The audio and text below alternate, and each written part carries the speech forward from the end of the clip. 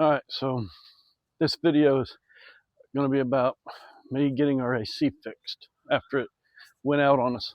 I came out here to check on the chickens and to see if we had any chicken eggs. When I walked back around the other side of the house, I noticed that our AC compressor had shut off. It wasn't working. It had a hum to it. So I went in the house, I disconnected I went in the house and I shut off the breaker, and then I disconnected the thermostat. Well, I shut the thermostat off first. So I went in, I shut off the thermostat, and then I went and shut off the breaker. Then I pulled the thermostat loose from the wall.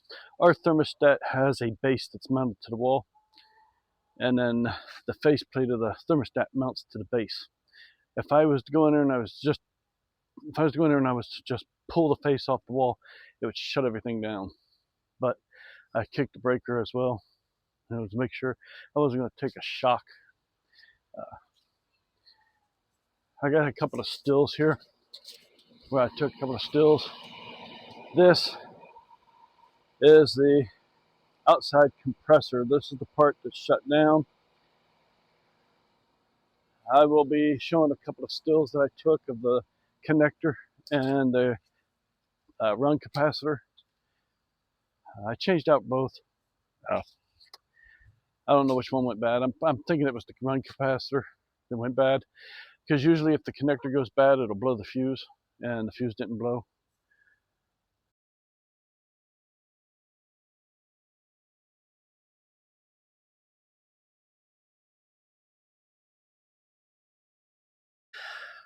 I am not an AC repairman at all whatsoever. This video is for entertainment purposes only.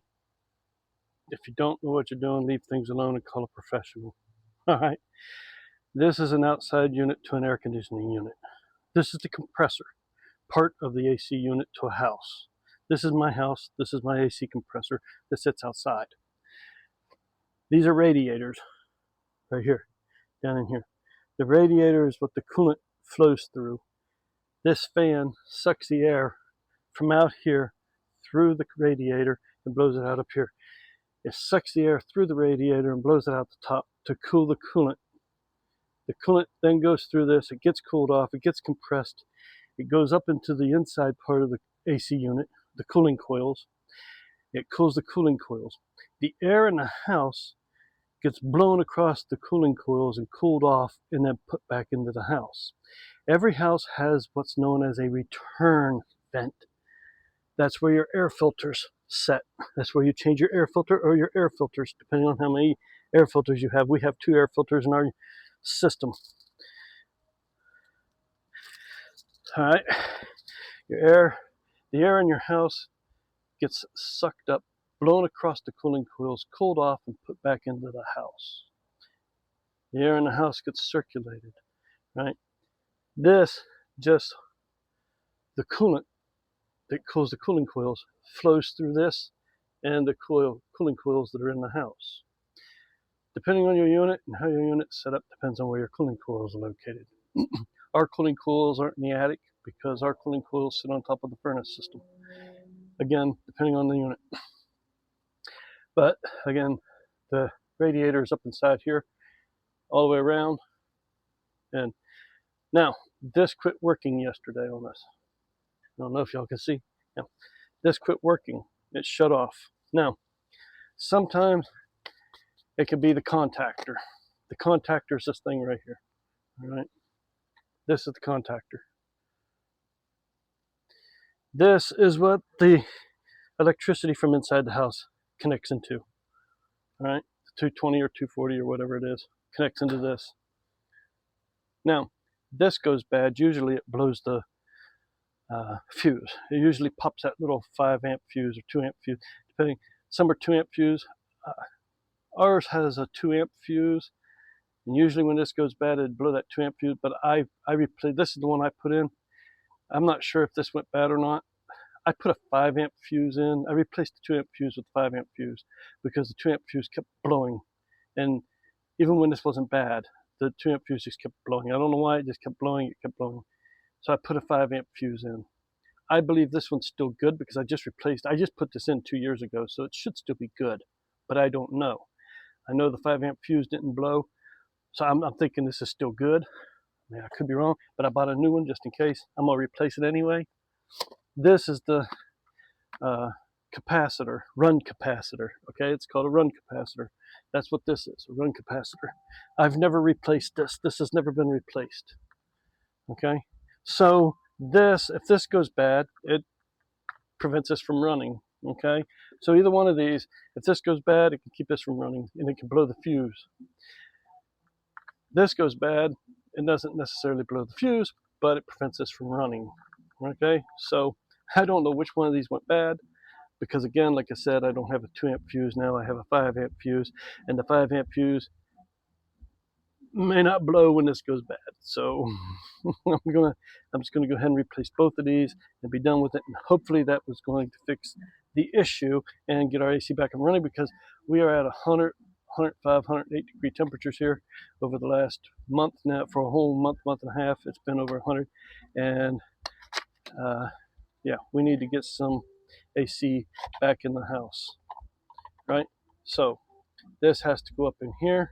These 3 wires right here connect to this, the capacitor, and then the rest of these wires here, over here, all connect to the contactor. So yeah, and I'm gonna have to turn my phone off because to hook all this up, because I have the photos. I took photos of how all the wires hook up onto these, right? So I can hook them up to the new one. I don't remember which ones go where. Oop, y'all fell over. Anyway, I don't know which one goes where as far as wires go. So which wires go where. So I'm gonna have to turn this off so I can look at my photos to hook it all up, and then I'll get back with you once I get it all hooked up, and we'll get it put back together, and we'll turn it on and see what happens. All right, y'all. There's everything hooked back up the way it's supposed to be. I keep wanting to call this capacitor condenser.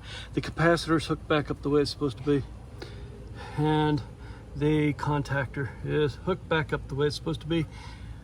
The 2 hots come in, and then everything goes out from there. Anyway, that's the way it's supposed to look. That's the way it's supposed to be hooked up. Again, like I said, I don't think this one's bad, but I'm gonna keep a hold of this. I'm gonna throw the old capacitor. I'm gonna throw the old capacitor, ring capacitor out, but I'm gonna keep this connector, because honestly, I really don't think this connector's bad. So I'm gonna keep a hold of it, and if this goes, we gotta see if it's gonna run first. And if it runs and it quits later, I'm gonna replace this and find out if this went bad, because I don't really think this one's the one that went bad. But anyway, I'm gonna get the cover back on here, and then we're gonna go in and turn it on, and then we're gonna come back out, and we're gonna keep an eye on it, wait for it to kick on.